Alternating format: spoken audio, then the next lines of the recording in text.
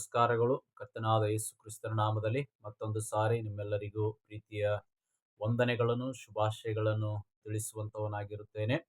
ಕರ್ತನಲ್ಲಿ ಪ್ರೀತಿಯುಳ್ಳ ನನ್ನ ಸಹೋದರ ಸಹೋದರಿಯರೇ, ದೇವರು ಪ್ರೀತಿಸುವ ದೇವರ ಮಕ್ಕಳೇ, ನೀವೆಲ್ಲರೂ ಆರೋಗ್ಯವಾಗಿ ಕ್ಷೇಮವಾಗಿ ಸುರಕ್ಷಿತವಾಗಿ ಇದ್ದೀರೆಂಬುದಾಗಿ ತಂದೆಯಾದ ದೇವರಲ್ಲಿ ನಾನು ನಂಬುವಂತವನಾಗಿದ್ದೇನೆ. ಈ ದಿನ ನಾವು ಸ್ವಲ್ಪ ಹೊತ್ತು ದೇವರ ವಾಕ್ಯವನ್ನು ನಾವು ಧ್ಯಾನ ಮಾಡಿಕೊಳ್ಳುವ ಹಾಗೆ, ವಿಶೇಷವಾಗಿ ನಾವು ಇವತ್ತು ದೇವರ ವಚನದ ಮೂಲಕವಾಗಿ ಬಲ ಹೊಂದಿಕೊಳ್ಳುವ ಹಾಗೆ ದೇವರ ಸಮ್ಮುಖದಲ್ಲಿ ನೀವುಗಳು ಕುಳಿತುಕೊಳ್ಳೋಣ. ಸ್ವಲ್ಪ ನಿಮಿಷ ದೇವರ ವಾಕ್ಯದ ವಚನಗಳನ್ನು ಕಲಿತುಕೊಳ್ಳುವಂತವರಾಗಿರೋಣ. ಈ ದಿನಗಳಲ್ಲಿ ಜನರು ಲೋಕವನ್ನು ಹಿಂಬಾಲಿಸಿ ಲೋಕದ ಐಶ್ವರ್ಯ, ಲೋಕದ ಆಡಂಬರ, ಲೋಕದ ಸ್ನೇಹಿತರು, ಲೋಕದ ಬಂಧು ಬಳಗ, ಲೋಕದ ವೈಭವಗಳನ್ನು ಇಷ್ಟಪಟ್ಟು ಹೋಗುತ್ತಿರುವುದನ್ನು ನಾವು ನೋಡುತ್ತಾ ಇದ್ದೇವೆ. ಲೋಕವನ್ನು ಹಿಂಬಾಲಿಸುತ್ತಿರುವುದರಿಂದ ಇವತ್ತು ದೇವರ ಕುರಿತಾಗಿ ಚಿಂತಿಸುವುದನ್ನು ಜನರು ಮಾಡುತ್ತಾ ಇಲ್ಲ. ಅದಕ್ಕೋಸ್ಕರವಾಗಿ ದೇವರ ವಾಕ್ಯ ಬೈಬಲಲ್ಲಿ ಸತ್ಯವೇದದಲ್ಲಿ ಹೀಗೆ ಬರೆಯಲ್ಪಡುತ್ತಾ ಇದೆ. ಮತ್ತಾಯನ ಬರೆದ ಸುವಾರ್ತೆ 6ನೇ ಅಧ್ಯಾಯದ 33ನೇ ವಚನದಲ್ಲಿ, ಮತ್ತಾಯನ ಬರೆದ ಸುವಾರ್ತೆ 6ನೇ ಅಧ್ಯಾಯದ 33ನೇ ವಚನದಲ್ಲಿ ಅಲ್ಲಿ ಹೀಗೆ ಬರೆಯಲ್ಪಡುತ್ತಾ ಇದೆ. ಏನಂತಂದ್ರೆ, ಹೀಗಿರುವುದರಿಂದ ನೀವು ಮೊದಲು ದೇವರ ರಾಜ್ಯಕ್ಕಾಗಿಯೂ ನೀತಿಗಾಗಿ ತವಕ ಪಡ್ರಿ, ಇವುಗಳು ಸಹಿತವಾಗಿ ನಿಮಗೆ ಎಲ್ಲವುಗಳು ದೊರಕುವುದು ಎಂಬುದಾಗಿ.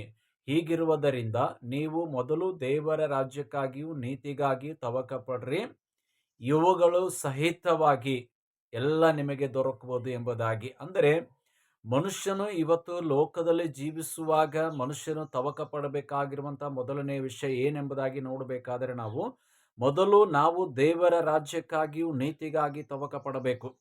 ದೇವರ ರಾಜ್ಯ ಯಾವುದು, ದೇವರ ರಾಜ್ಯ ಏನು ಎನ್ನುವಂಥದ್ದನ್ನು ನಾವು ತಿಳಿದುಕೊಳ್ಳಬೇಕು. ದೇವರ ರಾಜ್ಯ ಯಾವುದು ಎನ್ನುವಂಥ ವಿಷಯದ ಕುರಿತಾಗಿ ಕಲಿಯುವಾಗ, ದೇವರ ರಾಜ್ಯದಲ್ಲಿ ಅನ್ಯಾಯ ಇಲ್ಲ, ಮೋಸವಿಲ್ಲ, ಕೆಟ್ಟತನ ಇಲ್ಲ, ಹೊಟ್ಟೆ ಕಿಚ್ಚಿಲ್ಲ, ಕುಡಿಕತನವಿಲ್ಲ, ಇನ್ನೊಬ್ಬರಿಗೆ ಹಗೆತನ ಮಾಡುವಂಥದ್ದಿಲ್ಲ. ಅಲ್ಲಿ ಮನೆ ಇದೆ. ಆ ಮನೆ ಯಾವುದಂತಂದ್ರೆ ತಂದೆಯ ಚಿತ್ತದ ಪ್ರಕಾರವಾಗಿ ನಡೆಯುವಂಥ ಒಂದು ಮನೆ. ತಂದೆ ಏನನ್ನು ಹೇಳುತ್ತಾನೋ ಅದನ್ನು ತನ್ನ ಮಕ್ಕಳು ಕೇಳಿಕೊಂಡು ತನ್ನ ತಂದೆಯೊಟ್ಟಿಗೆ ಇರುವಂತ ಒಂದು ಮನೆಯಾಗಿದೆ. ಆ ಮನೆಯಲ್ಲಿ ನಾವು ಸಮಾಧಾನ, ಶಾಂತಿಯಿಂದ, ಪ್ರೀತಿಯಿಂದ, ನೆಮ್ಮದಿಯಿಂದ ಜೀವಿಸುವಂತ ಒಂದು ಮನೆ ಆಗೈತಿ. ಆ ಮನೆಯಲ್ಲಿ ತಂದೆಯ ಆಜ್ಞೆಗಳಿಗನುಸಾರವಾಗಿ ನಾವು ಒಂದು ವೇಳೆ ಜೀವಿಸುವುದಾದರೆ, ತಂದೆಯು ನಮಗೆ ಬೇಕಾದದ್ದನ್ನು ಕೊಡ್ಲಿಕ್ಕೆ ಶಕ್ತನಾದ ದೇವರಾಗಿದ್ದಾನೆ.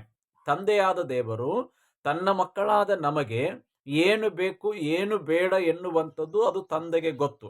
ಆದ್ದರಿಂದ ತಂದೆ ಹೇಳ್ತಾ ಇದ್ದಾನೆ, ನನ್ನ ಮಗಳೇ, ನನ್ನ ಮಗನೇ, ಮೊದಲು ನನ್ನ ರಾಜ್ಯಕ್ಕಾಗಿಯೂ ನೀತಿಗಾಗಿ ತವಕ ಪಡ್ರಿ, ಆಗ ಇವುಗಳು ಸಹಿತವಾಗಿ ನಿಮಗೆ ಎಲ್ಲವನ್ನು ನಾನು ಕೊಡ್ತೀನಿ. ಯಾವುದು?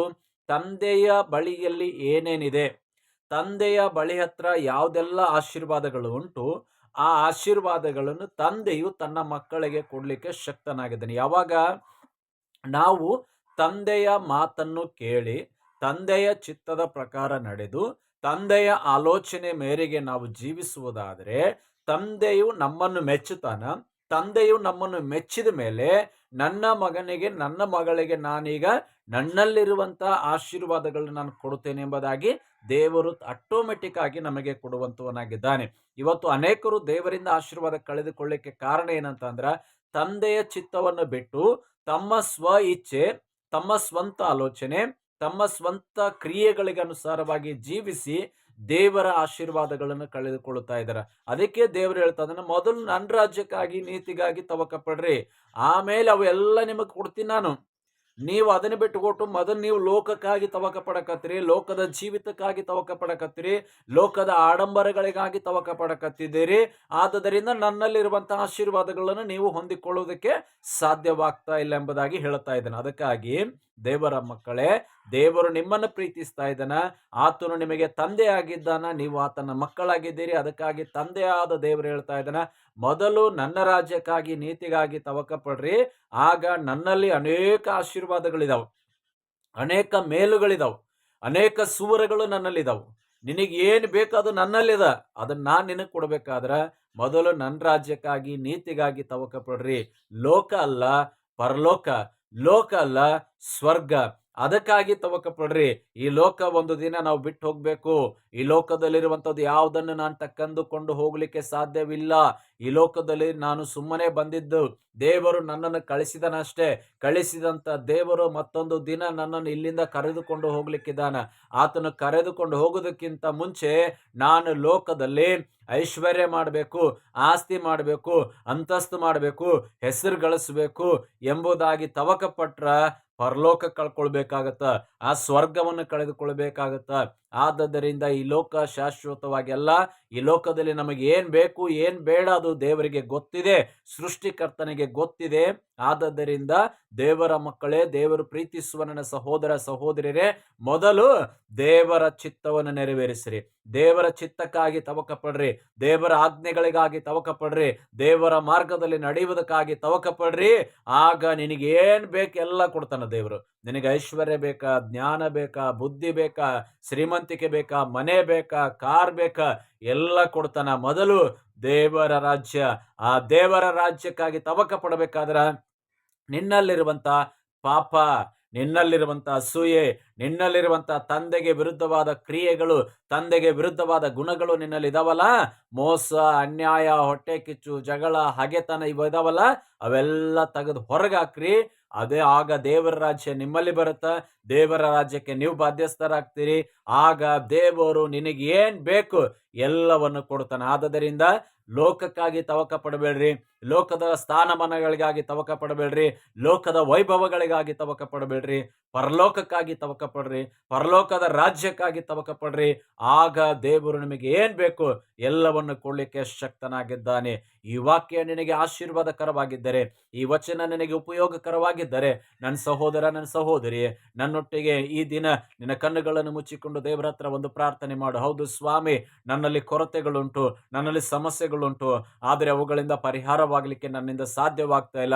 ಆದರೆ ಈಗ ನೀನು ಹೇಳ್ತಾ ಇದೀ, ಮೊದಲು ನಿನ್ನ ರಾಜ್ಯಕ್ಕಾಗಿ ನೀತಿಗಾಗಿ ತವಕ ಪಡ್ರಿ ಎಂಬುದಾಗಿ ಹೇಳ್ತಾ ಇದೀ. ಆಗ ಅವೆಲ್ಲವುಗಳು ನಾನು ಕೊಡ್ತೀನಿ ಎಂಬುದಾಗಿ ಹೇಳಿದಿ. ಆದ್ದರಿಂದ ಈ ಹೊತ್ತು ನಾನು ಒಂದು ತೀರ್ಮಾನ ಮಾಡುತ್ತೇನೆ ಎಂಬುದಾಗಿ ನನ್ನೊಟ್ಟಿಗೆ ಕಣ್ಣುಗಳನ್ನು ಮುಚ್ಚಿಕೊಂಡು ಒಂದು ಪ್ರಾರ್ಥನೆ ಮಾಡ್ರಿ. ಹಲ್ಲೆಲೂಯಾ. ಕರ್ತನೇ ನಿನಗೆ ಸ್ತೋತ್ರ ಸ್ವಾಮಿ. ಪ್ರಿಯ ದೇವ ಜನರೇ, ಇವತ್ತು ಸ್ವಾಮಿ ನಾನು ನಿನ್ನ ಮಗಳಾಗಿ, ನಿನ್ನ ಮಗನಾಗಿ, ನನ್ನಲ್ಲಿರುವಂತಹ ಪಾಪದ ಕೃತ್ಯಗಳನ್ನು, ಪಾಪದ ಗುಣಗಳನ್ನು ತೆಗೆದು ಹಾಕಿ ನಿನ್ನ ಮಗಳಾಗಿ, ನಿನ್ನ ಮಗನಾಗಿ, ನಿನ್ನ ರಾಜ್ಯಕ್ಕಾಗಿ ತವಕ ಪಡ್ತೀನಿ. ಆಗ ನನಗೆ ಬರ್ತಕ್ಕಂಥ ಮೇಲುಗಳನ್ನು, ಅದ್ಭುತಗಳನ್ನು, ಆರೋಗ್ಯವನ್ನು, ಸೌಖ್ಯವನ್ನು, ಪಾಪ ವಿಮೋಚನೆಯನ್ನು ಕರ್ತನೆ ನನಗೆ ಕೊಡು ಎಂಬುದಾಗಿ ನೀವು ಪ್ರಾರ್ಥನೆ ಮಾಡ್ರಿ. ಕರ್ತನು ಖಂಡಿತವಾಗಿ ನಿಮ್ಮ ಪ್ರಾರ್ಥನೆಗೆ ಬಿಡುಗಡೆ ಕೊಡ್ಲಿಕ್ಕೆ ಶಕ್ತನಾಗಿದ್ದಾನೆ. ಪ್ರೀತಿ ಯೇಸುವೆ, ಈ ಕೊಟ್ಟ ವಾಕ್ಯಕ್ಕಾಗಿ ಸ್ತೋತ್ರ.